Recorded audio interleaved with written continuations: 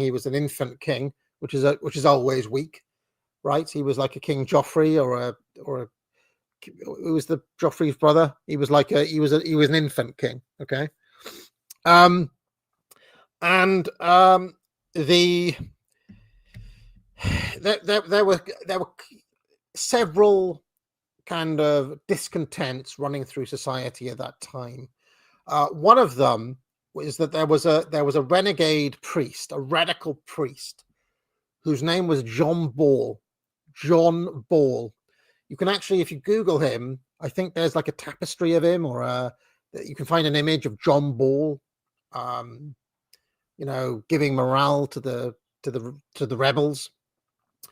Okay, so you had, and he was basically saying, like, look, all of this, like, there's still serfdom going on. It's not fair.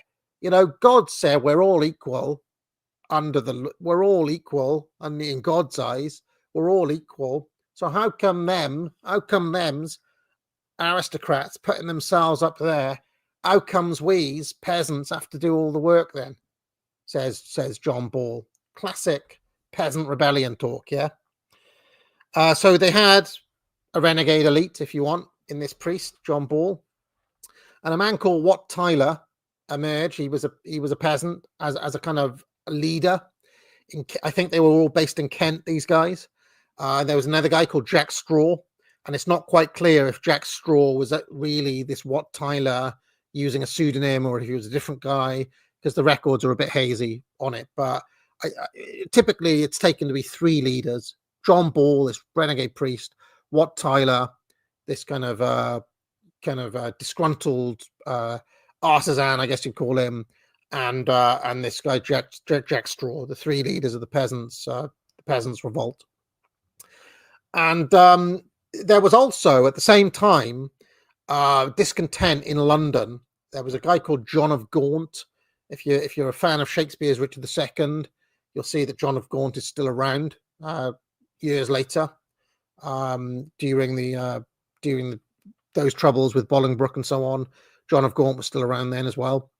But anyway, he was for various different reasons. He was unpopular, and there was a split in London as well. The elites in London during the peasants' revolt were divided between kind of people who were kind of on John of Gaunt's side, and then this kind of new emergent kind of merchant class of people, I guess you'd say, who were represented by the guilds in London and various other groups in London, a kind of new bureaucratic structure in London, right, against the old aristocracy like John of Gaunt. Okay, so these divisions were emerging. So London was kind of not united during this time, and basically Wat Tyler led a bunch of guys to, there were these various revolts that were happening, rabble roused by Wat Tyler.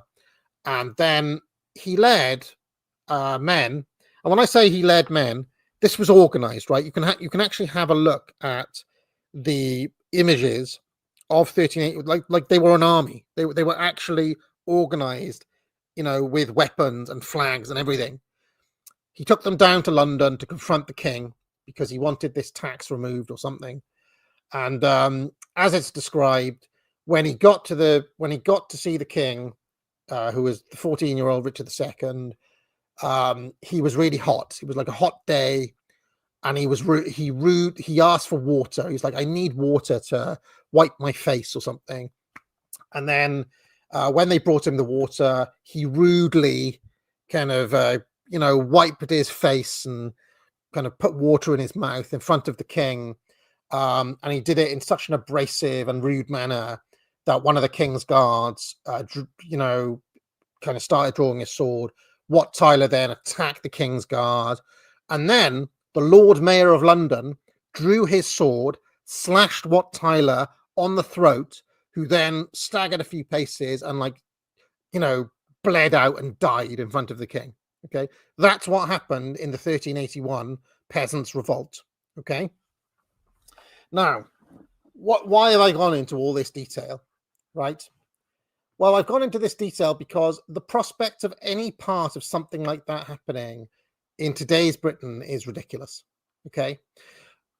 From the very start, how are Wat Tyler, John Ball, and Jack Straw gonna get together to lead this army without being infiltrated by feds in today's Britain?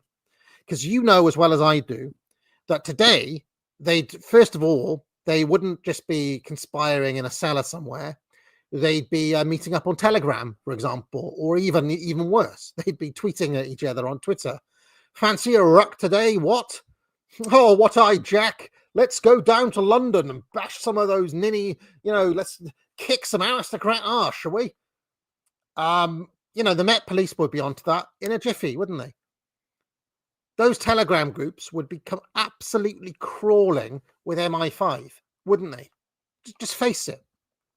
Richard II, bless him, in 1381, did not have a modern digitized apparatus to spy on the entire country. Right?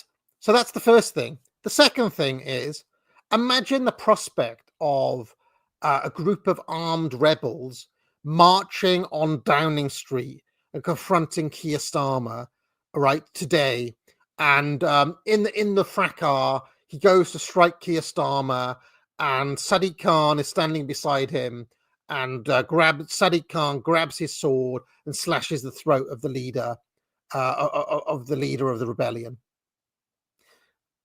It's a ridiculous suggestion that could ever happen, because you know as well as I do that those like, you wouldn't get into 100 feet of Downing Street.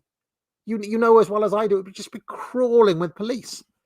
There'd be no way to get even close to Keir Starmer.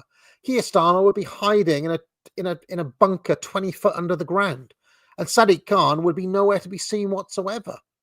And this is something that is discussed by Giancarlo Mosca and James Burnham and various other people when they talk about the rise of the managerial state and the distance, the actual physical distance between the elites and the people.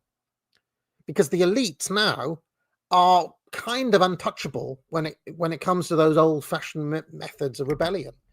This is not like some insignificant detail. It's pretty important when it comes to, because if you listen to Betts, he was just like, oh yeah, look at those peasants' revolts that happen. These things happen under these conditions. It's like, well, it's not as easy as that, because there is, like, what I'm saying is the question of the on-the-ground logistics is everything. It's everything. I spent a long time reading the Bolsheviks. The Bolsheviks who actually successfully pulled off a revolution in Russia. And they were in and out of jail, and they were doing, robbing banks and all sorts of things in Stalin's young days.